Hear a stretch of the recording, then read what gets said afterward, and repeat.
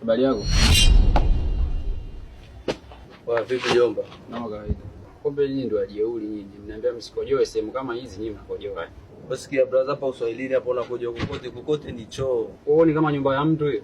Wewe unasikia agizo? Ukikojoa sehemu yoyote ambayo sio chooni, faini 50 na unaenda kukaa miezi mitatu. Mimi sijakojoa. Hicho ni nini? Au maji ya mvua imenyesha. Sasa nataka mimi na wewe sasa hapa tuelewane.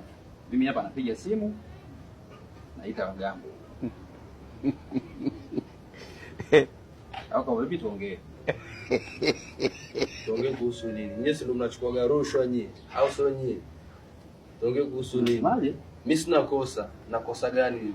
Sina kosa. Na uniwezi nipeleka popote, mimi sina kosa. Unaleta ujeuri. Unaambia msikoje sehemu za watu, wewe ndio unaleta ujeuri hapa. Sasa brother, sitaweza kofia. Mbona leta unyonge kamanda, shida gani? Hivi wewe uelewi kama hapo usiku kujoa sehemu yoyote ile? Sehemu yoyote hapo Uswahilini kamanda vipi wewe? Wewe umeomba choo umeshindwa kupewa?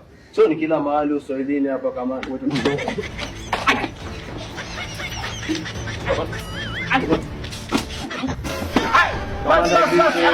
Iteke basi. Au boeke tena. Ondoka. Vipi alo? Hapa mjini hapa.